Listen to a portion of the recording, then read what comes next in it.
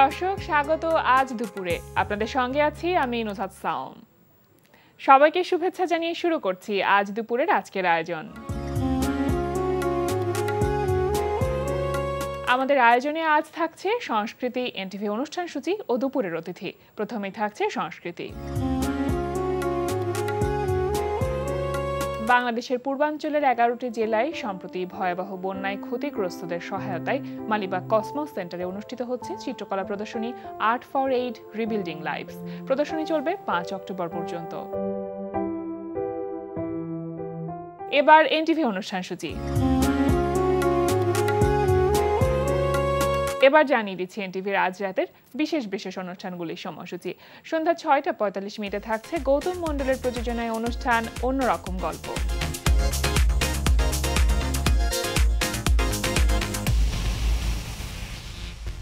রাত 8:20 থাকছে রান্না বিষয়ক অনুষ্ঠান ফুড ক্যারাভান।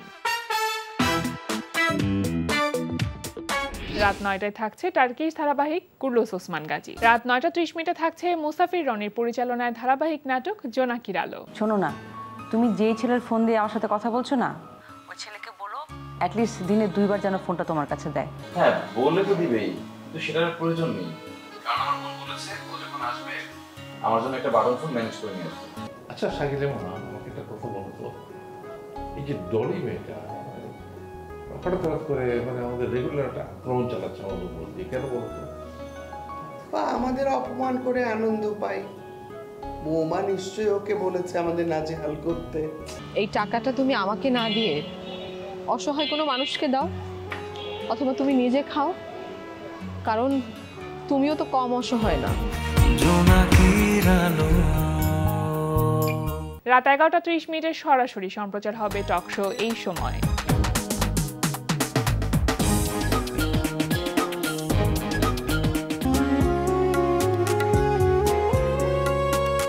প্রিয় দর্শক, আমাদের আজ দুপুরের অতিথি প্রখ্যাত মিউজিশিয়ান শাকিল মোহাম্মদ দীপন। শুভ দুপুর। শুভ দুপুর। কেমন আছেন? আছি অনেক ভালো। তুমি কেমন আছো? খুব ভালো আছি, খুব ভালো লাগছে আপনাকে পেয়ে। সাথে এই যে গিটারটা নিয়ে পথ চলা তো আজকে থেকে শুরু হয় নাই, অনেক বছর থেকে। তাও প্রায় 33 বছর। 33 বছর অনেক দিন হয়ে গেছে। এই বছরগুলো আসলে কিভাবে পাড়ি দিয়েছেন সেটার গল্পটাই জানতে চাইবো মূলত।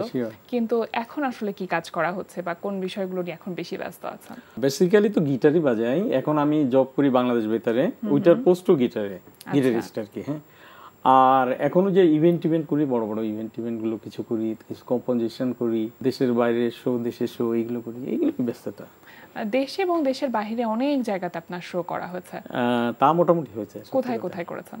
15 দিন আগে তো আমেরিকাতে শো ছিল, ফোবানার 2টা শো করছি। এর দুবাই, মালয়েশিয়া, সিঙ্গাপুর, ইন্দোনেশিয়া, তারপরে থাইল্যান্ড, হংকং, সব জায়গায় করছে মোটামুটি। মানে কোনো জায়গা মনে হয় বাকি নেই? না, বাকি আছে ভাই। পৃথিবীতে তো 8-10টা দেশ না, পৃথিবীতে তো অনেক দেশ বাকি আছে নিশ্চয়ই। একদম শুরুর দিকের কথা যদি জানতে চাই, সেই সময়টা অনেক স্ট্রাগল করেই এই গিটারটা হাতে তুলতে হয়েছিল। প্রথমে কার কাছ থেকে আসলে গিটার বাজানোটা শিখলেন? এইটা আসলে বিশাল এক ইতিহাস। তখন হলো 87-89-এর দিকে, যখন আমরা ইন্টারমিডিয়েট পড়ি আর কি, ইন্টারমিডিয়েট পরীক্ষা দিব আর কি। তো তখন আমাদের বাসায় এমনি খুব সাংস্কৃতিক পরিবেশ, কারণ আমার আব্বা ছিলেন বাংলার প্রফেসর, আমার মাও বাংলার মিস্ট্রেস ছিলেন। তা আমাদের বাসায় একদম ছোটবেলা থেকেই গানের টিচার আসতেন, একদিন সবাইকে গান শেখাতো। সাংস্কৃতিক চর্চা। হ্যাঁ, সাংস্কৃতিক চর্চা, এবং বাসায় প্রচুর বই, এবং আমরা ছোটবেলাতেই গল্পের বই পড়তাম সবাই অনেক। কারণ আমার আব্বা যখন বেতন পেতে অর্ধেক টাকা দিয়েই বই কিনে ফেলতেন, প্রচুর ঘর ভর্তি বই আর কি। আমরা সব ইন্ডিয়ান দেশ পত্রিকা, সানন্দা, এগুলো ছোটবেলা থেকে পড়তাম। তারপর আনন্দ মেলা ছিল বাচ্চাদের একটা পত্রিকা, এগুলো পড়তাম। তা যখন ইন্টারমিডিয়েটের শেষের দিকে আর কি, তখন হঠাৎ করে বাংলাদেশে বেশ ব্যান্ড সঙ্গীত, মানে গান গাচ্ছে সবাই নতুন করে, একটা আলাদা ধারা, স্বর্ণযুগ ছিল, স্বর্ণযুগ আর কি। আর ওই যে টেলিভিশনে একটা গীতি বিচিত্র অনুষ্ঠান হতো, অন্যরকম আর কি। সেগুলো সবাই সোলো আর্টিস্টরা নিজেদের মতো, গানের একটা ট্র্যাডিশন চেঞ্জ হয়ে গেল। এর আগে তো আমরা গান শুনতামই সবসময়। তা সেই সময় কেন যেন মনে হলো যে আমি যদি এরকম গিটার বাজায় গান করতে পারতাম। কিন্তু মেইন প্রবলেম হলো, তখন তো অনেক আগের কথা, দ্বিতীয়ত বাংলাদেশে কিন্তু গিটার টিটার শেখার কোনো ইনস্টিটিউশন না। সেই সময় তো টোলারি ছিলই না। সেই সময় আমাদের যশোরে একজন ছিল, একটু গিটার বাজাতে পারতেন, কবির ভাই নাম আর কি। কিন্তু গিটার যে শিখবো, গিটার কই, গিটার তো নাই। এটা একটা খুব প্রবলেম। কিন্তু আমাদের একটা সুবিধা ছিল কি, যশোর থেকে কলকাতা খুব কাছে। আর সেই সময় আমরা অনেক দুরন্ত ছিলাম, আমরা চোরাবাটাতে ইন্ডিয়া চলে যেতাম হঠাৎ করে, যে একদিন 2 দিন থেকে চলে আসতাম। তাই এরকম করে কিছু টাকা জমায়ে আমি ইন্ডিয়া গেছি, গিটার কিনে নিয়ে চলে আসছি। আচ্ছা, আসার পরে তখন ওনার কাছে যাতায়াত শুরু করলাম, এবং তারপরে কবির ভাইয়ের কাছে মোটামুটি শিখছি। তারপরে দেখলাম যে ইন্ডিয়ান লোকরা অনেক ভালো বাজায়। আচ্ছা, তখন হয়তো কি ইন্টারমিডিয়েট পরীক্ষার পরে ম্যাট্রিক পরীক্ষা যেরকম আমার খুব ভালো হয়েছিল, তখন আমি সেই সময় স্কলারশিপও পাইছি, স্টার মার্ক ছিল সেই সময় আর কি আমাদের। আর ওই সময় পড়াশোনা কিন্তু খুব টাফ ছিল আর কি। হ্যাঁ, তা পাওয়ার পরে আমার কিছু টাকা জমছিল, সেই টাকাটা ছিল আর কি ওখানে, এই 2000 টাকা মতো পাইছি, অনেক টাকা সেই সময়। তা সেই টাকা নিয়ে আমি ইন্ডিয়া চলে গেলাম। ওই পরে সেই প্রথম গিটার কেনা, সেই প্রথম কেনা গিটারটা কি আছে এখনো? না না, সেটা নাই, আচ্ছা, তো অনেক আগের কথা। এবং আমি জানি যে আপনার এই মিউজিকের যে অনুপ্রেরণা বা ইন্সপিরেশন, সেটা হচ্ছে আমাদের শ্রদ্ধেয় কিংবদন্তি শিল্পী আয়ুব বাচ্চু ভাই। হ্যাঁ, এটা সত্যি উনি কথা। আপনাকে অনেক রকম ভাবে আসলে মোটিভেশনটা দিয়েছেন এটা শেখার প্রতি। সেই সময়কার কথা যদি একটু জানতে চাই। ওই তো এরপরে আমরা ইন্ডিয়া যাতায়াত শুরু করলাম, ওইখানে যারা গিটার বাজান, ওই যে উষা উতুপের সাথে গিটার বাজায়, চয়নাস আছে একজন জ্ঞানাদা, ওদের কাছে আমি যাইতাম। এবং ইন্টারমিডিয়েট পরীক্ষাটা আসলে গান বাজনা করে আমার মানে ভালো হয় নাই। তা আমি রেজাল্ট বেরোনোর ঠিক 1 মাস আগে চলে গেছি ইন্ডিয়ায়, বাসায় বইলেই চলে গেছি। তাও ওই চোরাপটা দিয়ে, পাসপোর্ট তখন অত ব্যাপার নেই, কারণ তখন খুব ইজি বাংলাদেশ ইন্ডিয়া, এই এখনকার মতো এরকম ছিল না। তা যে 1 মাস আমি ওখানে থাকছি, এবং রেজাল্ট যে বেরোচ্ছে আমি কিন্তু আসিই নাই, কারণ আমি মনে করছি রেজাল্টটা খুবই খারাপ হবে। তারপর যখন বাসাতে চিঠি লিখছে, তখন তো টেলিফোনও তো অ্যাভেলেবেল ছিল না সব জায়গায়, যে রেজাল্ট মোটামুটি হয়েছে, তুমি এখন চলে আসো, উদ্ধার করো, তুমি এখন বাসায় এসে আমাদের উদ্ধার করো আর কি। তো তখন আমি আবার চলে আসছি। তখন আসার পরে তখন আমার মোটামুটি একটা আয়ত্তে আসছে। তারপরে বাচ্চু ভাইরা যখন গান টান গাইলো, তখন তো দেখে মুগ্ধ হয়ে গেলাম একদম। বাচ্চু ভাই, জেমস ভাই, তারপরে তখন ওই আমাদের খুলনা অঞ্চলের ডিফারেন্ট টাচ, এইগুলো যখন আস্তে আস্তে দাঁড়িয়ে গেল, তখন আমাদের মাথা খারাপ হয়ে গেল যে এরকম যদি গান বাজনা করতে পারতাম বা গিটার বাজিয়ে গান করতে পারতাম, এটা একটা স্বপ্ন হয়ে গেল তখন সেই সময়ে। আপনি তো ইন্ডিয়াতে হয়তো গিটারের জন্য বা মিউজিকের জন্য পড়তে যেতে পারতেন, কিন্তু আপনি আসলেন জগন্নাথ বিশ্ববিদ্যালয়ে ম্যানেজমেন্টে। এইটার ইতিহাসটা না, এইটার ইতিহাস কি, ইন্টারমিডিয়েটের পরে তখন আমরা আমাদের বাসা থেকে কোনো চাপ ছিল না যে তুমি কি পড়বা, তুমি কি হইতে চাও, কারণ আমার বাবা অনেক মুক্তমনা ছিলেন। তো উনি হলো যাদবপুর ইউনিভার্সিটি থেকে পাশ করা আর কি। হ্যাঁ, বাংলা প্রগতিশীল চিন্তার মানুষ। হ্যাঁ, উনি চিন্তায় আলাদা, মানে কাউরে কখনো আটকায় নাই। যে আমার বোন তার মতো বেছে নিয়ে ডাক্তারি পড়তে চলে গেছে, তারপর এখন আমারে ছাড়ে নাই, কিন্তু আমাকে বলছিল যে কমার্স লাইনটা ভালো। তা আমি বিকম পড়লাম যশোর MM কলেজে, মাইকেল মধুসূদন কলেজে। বিকম করার পরে যখন 93-তে আমাদের রেজাল্ট বেরোলো, তখন তো এবার পড়তে হবে। তখন আসলে ম্যানেজমেন্ট না, আমি আসলে সিএ পড়তে আসছিলাম ঢাকায়, চার্টার্ড অ্যাকাউন্টেন্সি। তা আসার পরে আমার এক নানারই ফার্ম ছিল, নরসের জামান এন্ড কোম্পানি। তো ওইখানে ঢুকলাম, আমার মা নিয়ে আসলো ওনার কাছে। তখন তো আমি জানি না, আর ঢাকা শহর একদম 93 সালের নতুন, তখন ঢাকা শহর ফাঁকা, মানে একটা অন্যরকম, মানে রিক্সায় উঠলে 5 টাকা ভাড়া, 6 টাকা ভাড়া, এখান থেকে কত দূর যাও কোনো ঠিক নেই। আর বাস অনেকক্ষণ পর একটা বাস আসতো। আমি তো মোহাম্মদপুরের দিকে উঠছিলাম প্রথমে আর কি। তা আমার মা নিয়ে গেলেন ওই আমার নানার কাছে। তা উনি আমার মার নাম ছিল আবার ডলি। তো উনি আমার মাকে বললেন যে ডলি, তোমার ছেলে তো সাহেব টাইপের চেহারা, ও কি সিএ পড়তে পারবে? ও তো অনেক কষ্ট, সারাদিন অফিস থাকা লাগে। আমার মা বললো পারবে না কেন, চেষ্টা করে দেখি। আর উনি আমার ঠিকই ফার্মে নিয়ে নিল। ফার্মে কিছুদিন করার পরে আমি তো আর টিকতে পারি না, কারণ সকাল 9টায় যাইতে হয়, তারপরে ফিরতে রাত 9টা, তারপরে কোথাও অডিটে পাঠাইলে থাকতে হয়, অনেক কষ্ট, মানে খুব টাফ, মানে চিন্তাই করা যায় না। মানে গান বাজনার সাথে কোনো সম্পর্কই নাই। তখন আমি আবার রাত্রেবেলা নাইট শিফটে আমি জগন্নাথ কলেজে ভর্তি হলাম ম্যানেজমেন্টে। তা সবচেয়ে মজার ব্যাপার, আমার সাথে প্রমিথিউসের বিপ্লব ছিল, বিপ্লবও আমার সাথে ক্লাসমেট আর কি। তারপরে কোয়েল ওর সাথে ড্রামস বাজাতো, এইটা আমরা সবাই একসাথে পড়তাম। এবং নাইট কলেজের আমার জীবনের প্রথম অভিজ্ঞতা। তখন কিন্তু গাড়ি ঘোড়াও তো অ্যাভেলেবেল ছিল না।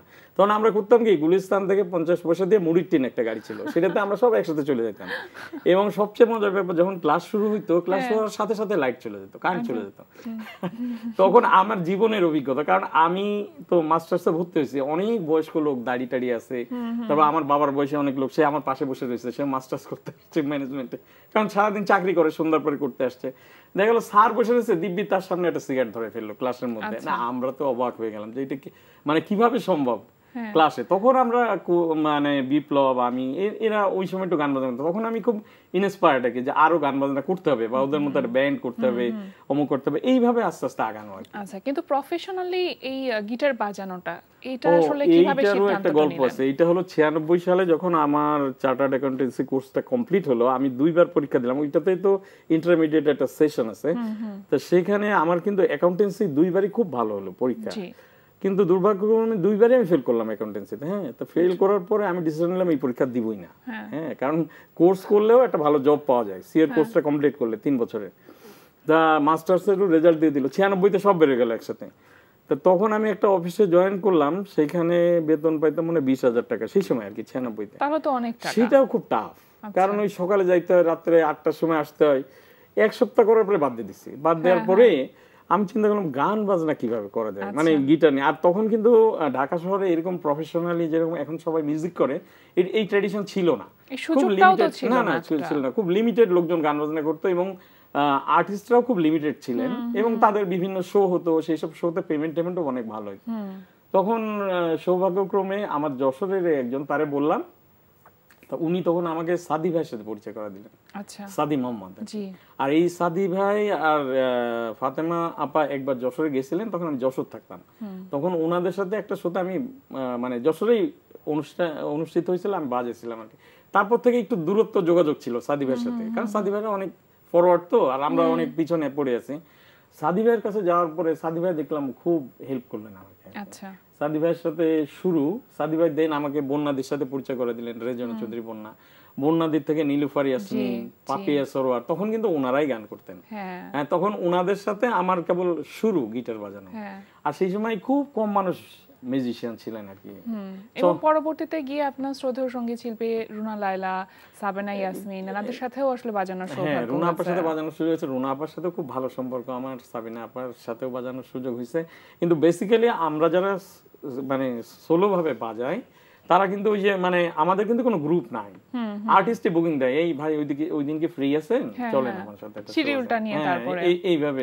আচ্ছা, আজকে আপনাকে আমরা যখন পেয়েছি এবং গিটারও আছে সাথে, কোনো মিউজিকের কোনো পিচ যদি আমাদের জন্য বাজান। মিউজিকের পিচ তো এইটা বাজাতে গেলে তো গান ফলো করতে হবে, আমি বরং এমনি একটু বাজে শোনাই। হ্যাঁ, অবশ্যই শুনি।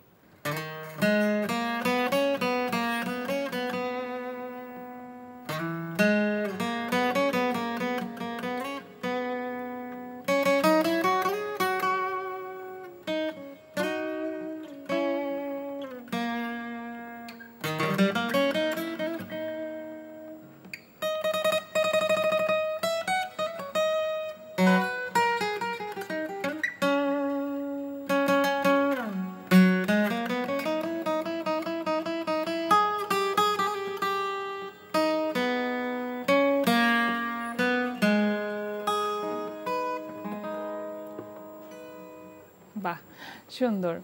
আমরা অনেক মিউজিশিয়ানকে দেখেছি কম্পোজিশনে কিংবা সুর আরোপ করতে কোনো গানের ক্ষেত্রে, বা লিরিকের কথাও যদি বলি, এবং পরবর্তীতে গিয়ে সঙ্গীত পরিচালনার কাজটি। আপনার ক্ষেত্রে সেটা হয়নি, এটা কেন? এটা কি ইচ্ছাকৃতভাবে? এইটার একটা বিষয় আছে না, এটা ইচ্ছা মানে কি, আসলে কি আমি যেহেতু একটা জব করি ভিতরে, আমার ডেইলি রুটিনটাই বলি, মানে আমার সাথে অন্য মিউজিশিয়ানদের সাথে মিলে না কেন, আমার ছোটবেলা থেকেই ভোরবেলা ঘুম থেকে ওঠা অভ্যাস, এখনো 5টায় উঠি, ভোর 5টা মানে 5টায় দেন।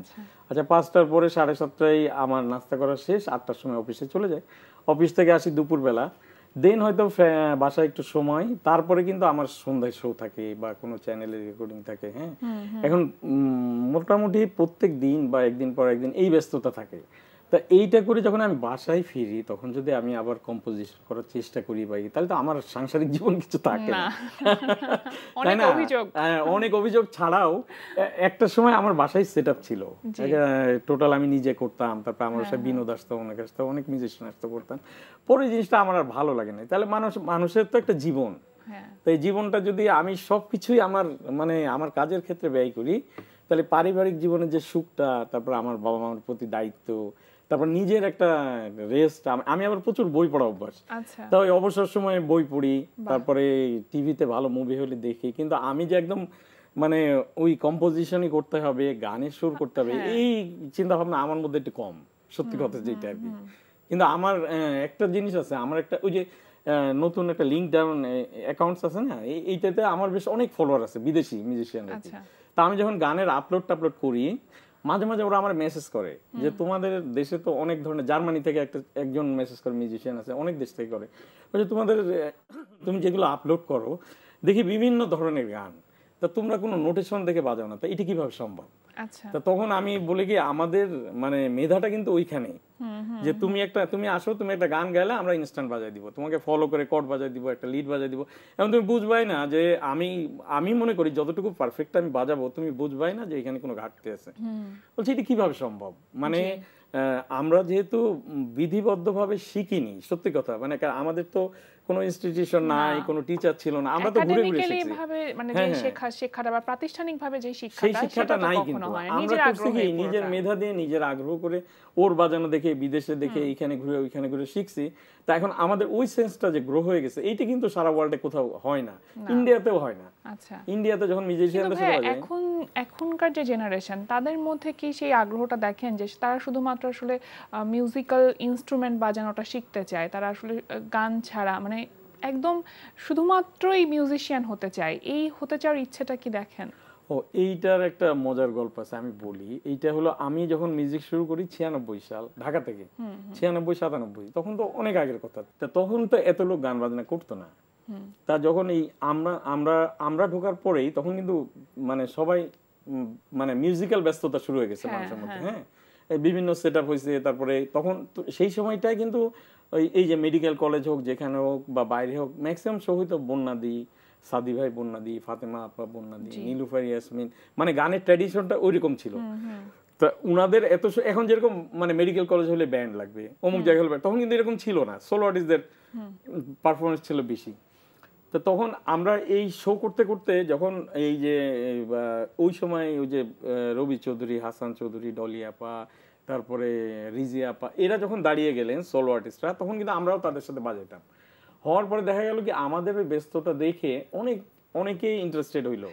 আমি জানতাম না, পরে আমি শুনছি আমার পিছনে আলাপ করে যে একদিন দেখছি যে দীপন ভাইয়ের প্রত্যেক দিন শো থাকে, আচ্ছা চাকরি করার থেকে তো শো করাই ভালো, তাহলে আমি যদি গিটার বাজানো শিখে নিয়ে করি তাহলে আমি অনেক টাকা ইনকাম করছি। সবাই কিন্তু এরকম ইনফ্লুয়েন্স হয় আর কি। আমার দেখে অনেক গিটারিস্ট আছে যারা নাম করে, আমি নাম বলবো না, তারাই বলে আমারে মাঝে মাঝে, ভাই জানেন না আমরা তো এরকম সময় ভাবতাম, ভাবতে মানে এরকম নয়। এখনকার মিউজিশিয়ানদের মধ্যে, আমি মিউজিশিয়ানের কোনো উদ্দেশ্য করে বলতেছি না, যারা শিখতে চায় তারা তো শিখতে চাই, এবং যারা জানতে চায় তাদের জানার আগ্রহ অনেক বেশি। বাট এখন যেরকম আমি এরকম সত্যি কথাই বলি, আমি গত মাসে ইউএসএ থেকে আসছি, আমি কিন্তু আরেকটা দামি গিটার কিনছি, আমার কিন্তু 7টা গিটার, সবগুলো অনেক দামি। হ্যাঁ, আমি কিনে নিয়ে আসছি এত দামি, কিন্তু এখনকার ছেলেরা কেন যেন মনে হয় যে ইনস্ট্রুমেন্টের পিছনে মানে ইনভেস্টমেন্টটা করতে চায় না। কিন্তু একটা সত্যি কথা, একটা ভালো যন্ত্র ছাড়া একটা ভালো মিউজিক হয় না আসলে। একদম, হ্যাঁ সত্যি কথা। মানে এই ইনস্ট্রুমেন্টে যদি সুরটাই না থাকে, আমার হাত দিয়ে বেরোবে কি? ও তো কোনো সাপোর্টই দিবে না আমাকে, তাই না? কিন্তু আমার মনে আছে এখনো নীলুফার আপার সাথে, নীলুফার আপা তখন বেঁচে ছিলেন, কত আজকে 30 বছর আগে, তখন তো আমি এত এক্সপেরিয়েন্সও ছিল না। নীলুফার আপার সাথে গান বাজাইতে গেছি, খানাতুর রহমানও ছিলেন সাথে। তা 5-7টা গানের পরে উনি আমার বললেন কি, তোমার কিন্তু 4 নম্বর তারটা একটু নেমে গেছে, দীপন ওইটা একটু মিলাই নাও। তাই একটা মানুষের সুরের সেন্সটা কতটুকু থাকলে, উনি কিন্তু আমার থেকে বেশ দূরে বসছেন, ওখান থেকে আমার বলতেছেন তোমার 4 নম্বর তারটা একটু নেমে গেছে, মিলাই নাও। এই যে একটা শিক্ষা আমার মধ্যে আসছে না, খুব স্বাভাবিক। এই যে অভিজ্ঞতার কথা আমরা বলি ভাইয়া, অভিজ্ঞতা তো আসলে এই বিখ্যাত ব্যক্তি বা তাদের যেই অভিজ্ঞতা, সেই অভিজ্ঞতার শেয়ারিং এর মাধ্যমে আজকে আপনার এই দীপন হয়ে ওঠা। চেষ্টা করি কি আপনার সাথে কথা বললে তো আসলে কথা শেষ হবার না, অনেক বছর 33 বছরের গল্প একদিনে আমরা শেষ করতে পারবো না।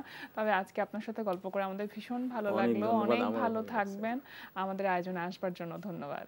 তোমাকেও ধন্যবাদ, বিশেষ করে এনটিভিকে অনেক ধন্যবাদ যে মিউজিশিয়ানদের এনে ওদের আরেকটা গানের বাজার অনুষ্ঠান আছে, আমাদের পরিচিত অনেক মিউজিশিয়ান আছে, আমি নিজেও আসছি। আনলে মিউজিশিয়ানদের আসলে কি হয়, অন্তত মিউজিশিয়ানরা মোটিভেটেড হয় এগুলো দেখে, যে কে কিভাবে স্ট্রাগল করে আসছে, কে কিভাবে দাঁড়াচ্ছে, কে কিভাবে এগিয়ে যাচ্ছে।